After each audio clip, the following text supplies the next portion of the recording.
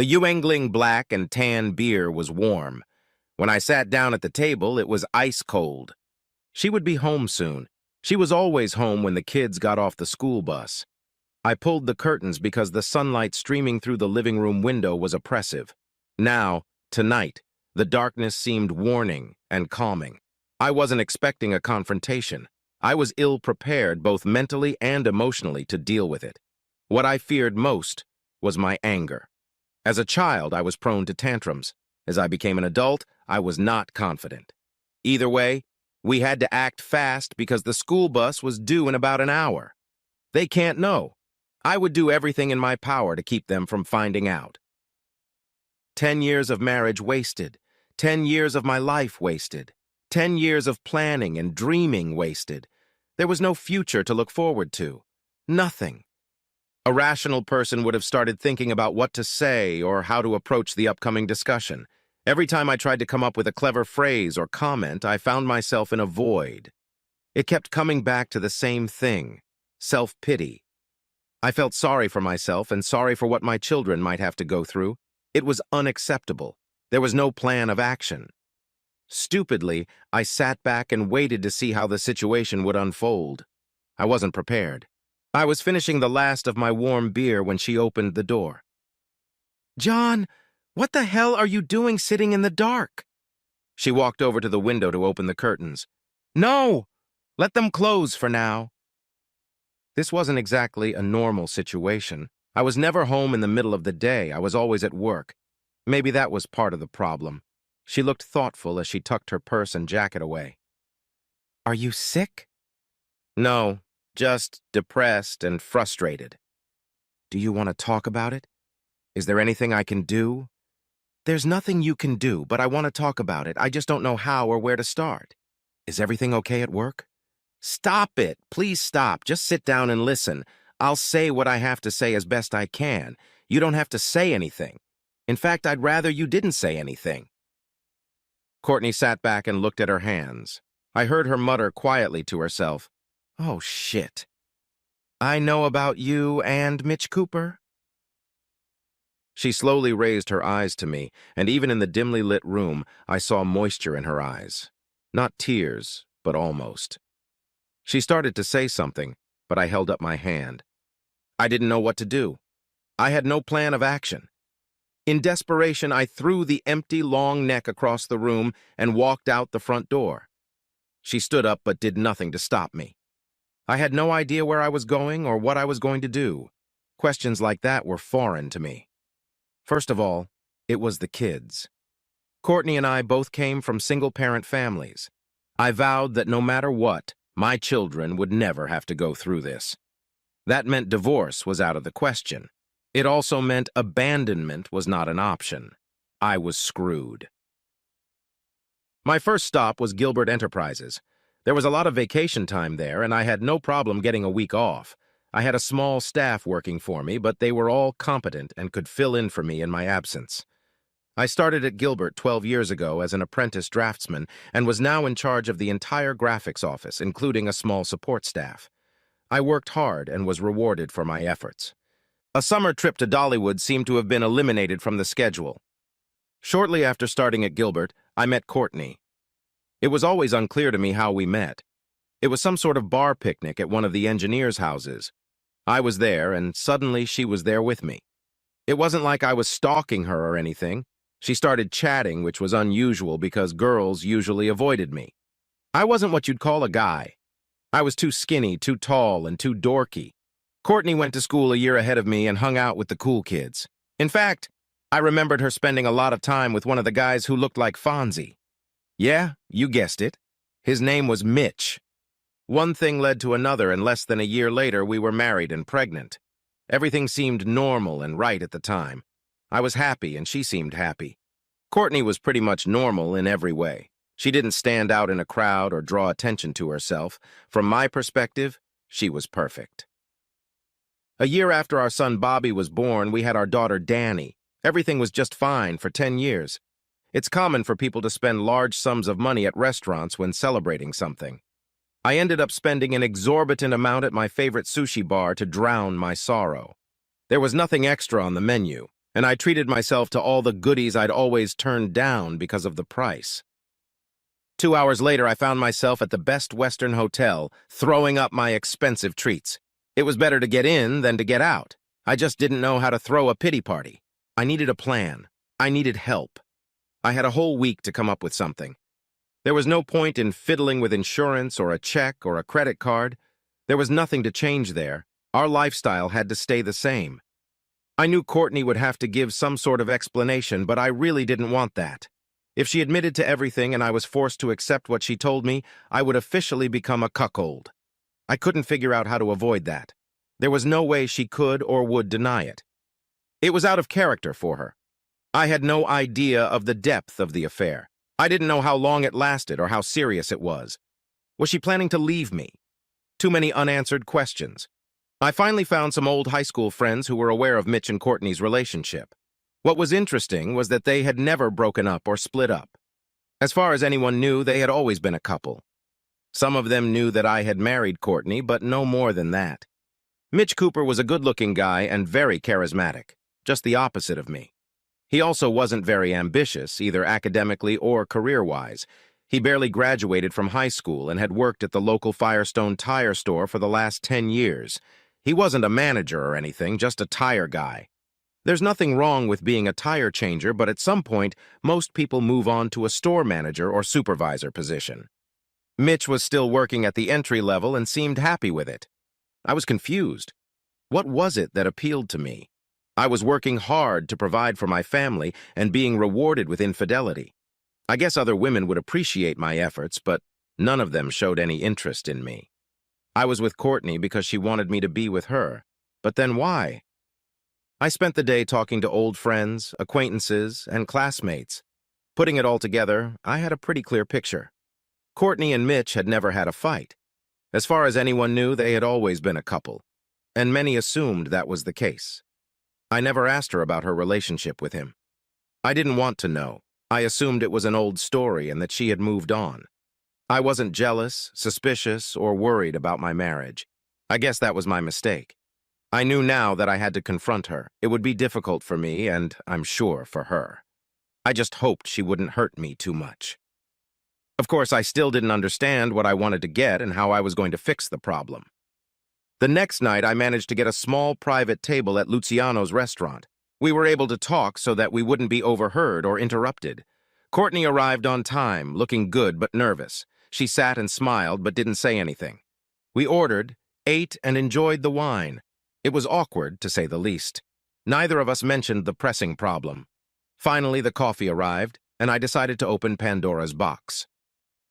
Can I get some sort of explanation without the emotional rhetoric? Instead of trying to explain, could you give me an idea of exactly what you want to know? It would be easier and faster that way. Was this a way to avoid revealing what I didn't know? Or was it an honest response to my request? How long? It was a short question, and I hoped for a short answer. 12 years. Needless to say, I was shocked, and I'm sure my facial expression showed it. She saw my reaction and looked away, avoiding my gaze. You dated him the entire time we were married? Yes. There was no sugarcoating in her answer. It was short and to the point. She sat in silence, waiting for my next question. It was hard for me to sit still.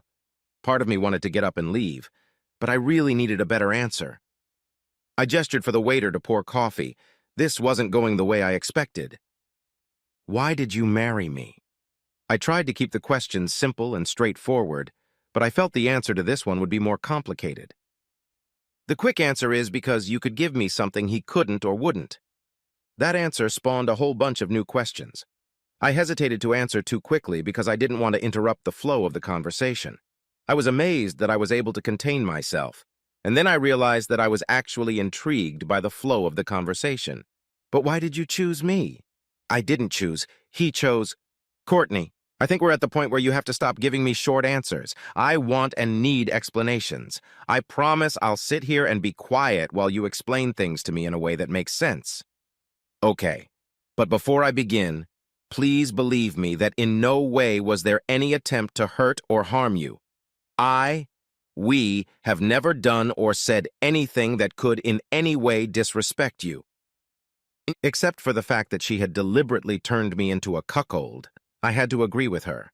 I nodded for her to continue.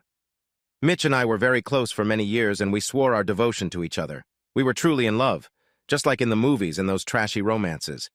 As corny as it sounds, we were true soulmates. We had one big problem we couldn't overcome. I wanted a home and a family, and Mitch absolutely refused to even think about it. After many months, we finally decided that we would try to find a surrogate husband. We had no idea what we were doing, but it seemed like a good idea at the time. Trying to find the right guy turned out to be not so easy. It had to be someone who we felt could provide a stable environment and still be a good companion. We finally settled on you. Believe it or not, John, you were the best of the best. That's why we chose you. I waved at the waiter to pour coffee. This whole thing was too ridiculous to believe. Courtney, I hate to interrupt you, but are you saying the plan was to live with me as husband and wife, but keep Mitch as your lover and soulmate? Yes. My children? Yes, you can check if you see fit. The night ended quickly. I couldn't find the words. The conversation stalled, and we both just sat there looking at each other.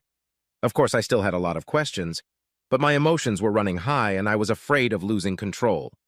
I needed to process the information I had received and do it calmly, without interference. The next few days passed in depression. It was hard for me to understand how she could so easily accept me as a sexual partner when she was so madly in love with Mitch. They both knew their plan involved Courtney and me having sex. Did he have to convince her to sleep with me, or did she have to convince him to go along with it? Looking back, I couldn't pinpoint a single moment when there was an intense romantic relationship between them. Everything seemed platonic and very casual. Most of the information came to me after I accidentally discovered a text message on her phone. This prompted a deeper investigation that confirmed my suspicions. I could only trace a small amount of time, but I noticed that they met once or twice a month, if at all. It wasn't what I would call a hot and heavy affair. I didn't even realize how intense it was at the beginning of the marriage. The text messages were not erotic or sexual, but very businesslike, if I may say so. It was like scheduling a dentist appointment. I was sure she had brought him up to speed, and I was sure they had gotten together to discuss how they were going to handle it. Courtney told the kids that I was away on a business trip. In order to keep the family stable, I had to come home and act as normal as possible. By the end of the week, I was back in the house and back in my bedroom. Except for the lack of sex, our life was back to normal. I joined a gym. I wasn't overweight or flabby, but I wasn't what you would call handsome. I felt like I was now in competition with my own wife, although I wasn't sure I wanted to stay with her. Although I didn't have a specific plan, I was motivated to get in better shape and be healthier. I started getting up earlier. I would have a protein shake for breakfast and then head straight to the gym before anyone else was out of bed. At the gym, I would shower and go straight to work. One day cardio and the next day HIIT and strength training. I found that I became obsessed with exercise. I started working out longer and more on the weekends. I volunteered for trips and seminars, anything to get away for a while. I was amazed that I was able to maintain a normal relationship with Courtney under these circumstances. We never discussed the issue. The only time it was different was in the bedroom. We were in a state of uncertainty. No direction, no plans, no future. I felt like I was living with a housekeeper I happened to share a bed with. I needed help. Spending an hour on the treadmill or C2 rowing machine 4 days a week gives you plenty of time to think. I loved being married. I never envisioned myself married to anyone but Courtney. And I still can't. While I could never forgive her betrayal, it made me a little uncomfortable. The more I thought about it, the more confused I became. She was married to me, but she was sleeping with someone else, hence I was a cuckold. Or was I? The man she was cheating on me with had been her partner many years before I met her. Was she cheating on me with him, or was he cheating on her with me? It was so easy to confuse myself. Does a piece of paper called a marriage certificate matter? Or is it all about the perception of the relationship? Courtney and Mitch had different perceptions of family and marriage. Somehow, unknowingly, I was dragged into this mess and used to resolve the conflict. Mitch had to pay a price to keep Courtney happy, to let me have her sexually. Knowing how close they were, It must not have been easy for him to make that decision. Nevertheless, I was being used, and I didn't like it. However, I felt like I was getting the best part of the deal.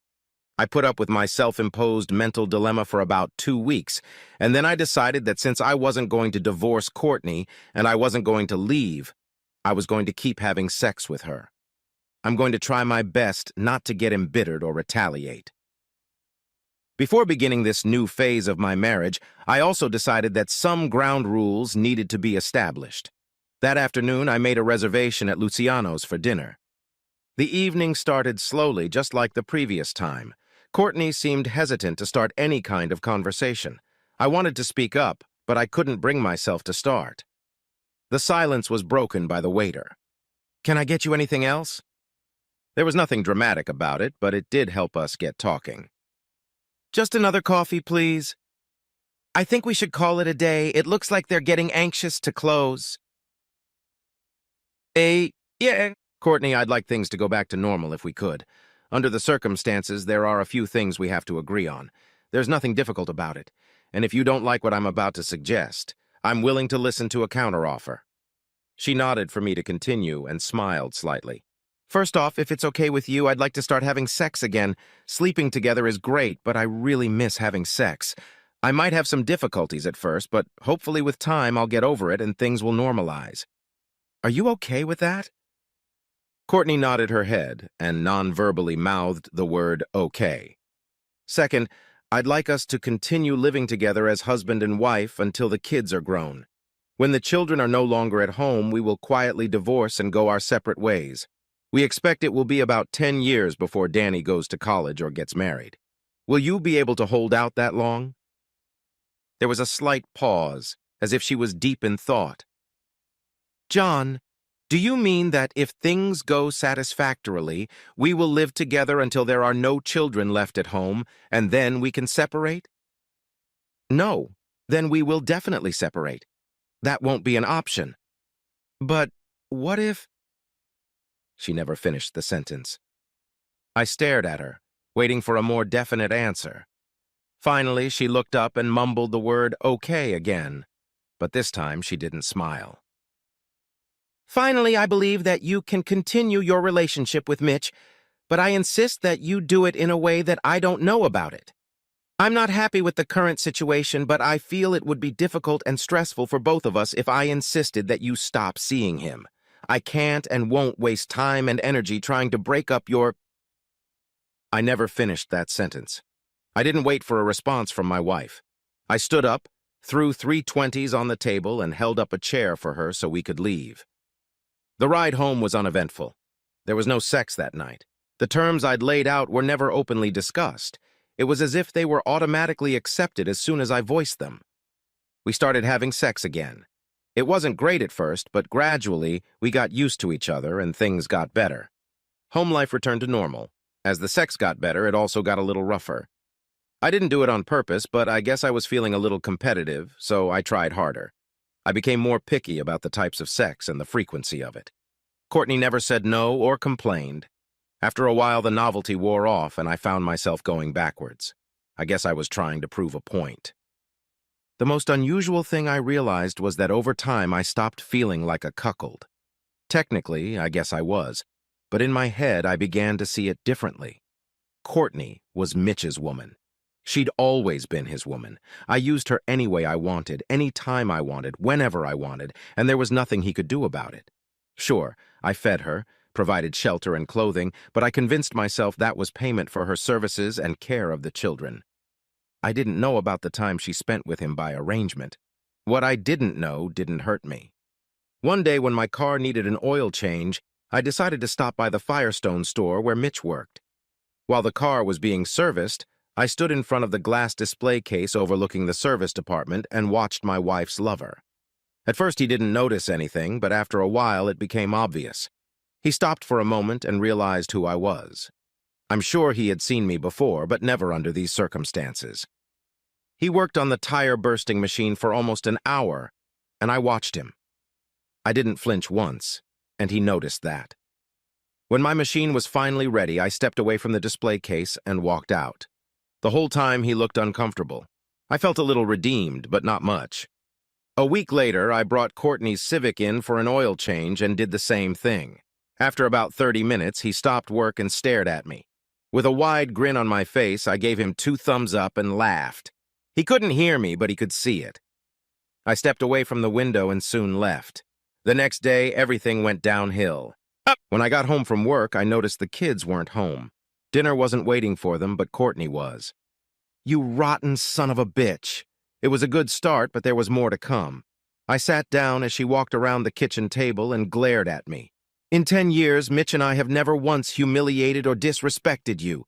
10 years we've given you every possible attention to make sure everything ran smoothly. And now you've decided you want to be an asshole. You come to his workplace and make him look like a fool. You insult him in front of his coworkers and laugh about it. You have everything, a nice house, a good job, great kids, and a wife. He has nothing. But you feel you have to bring him down even lower. It was a vile act, and now I'm ashamed to be your wife." I didn't move. She was right.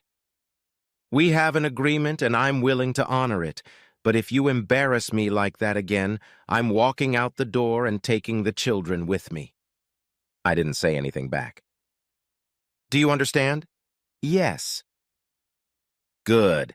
I'm going to take a shower, call Domino's, and order a pizza. The kids are staying the night at your parents' house."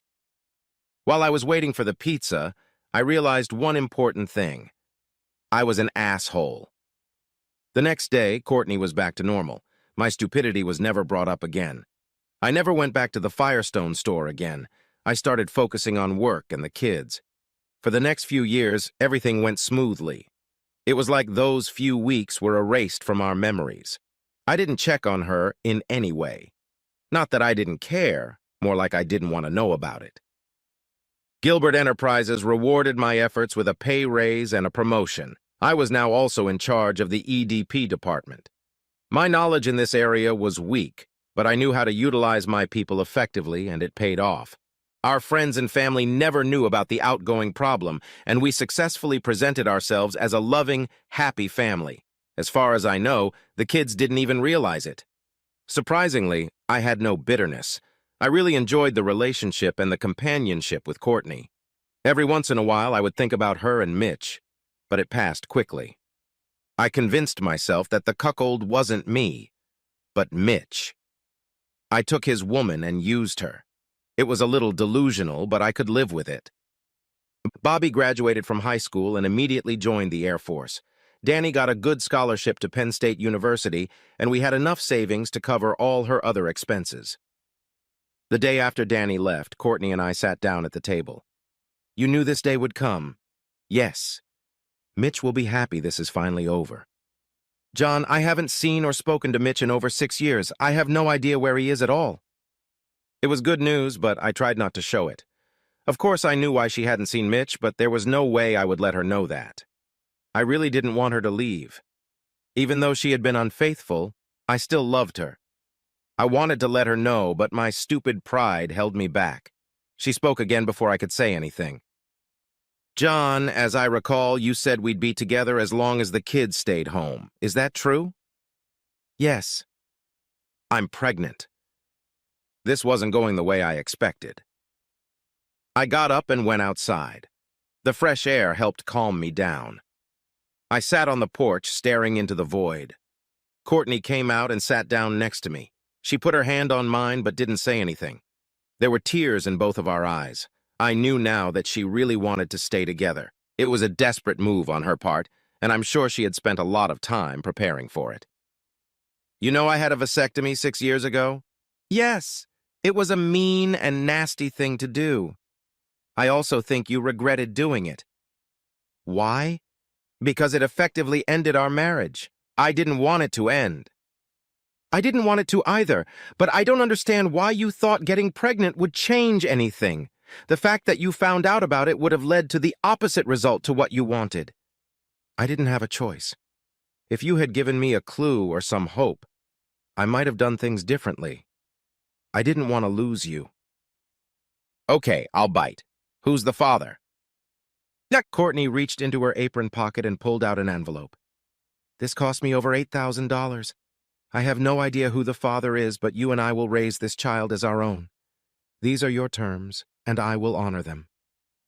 At the top of the form was written, Lehigh Burke's Infertility Clinic.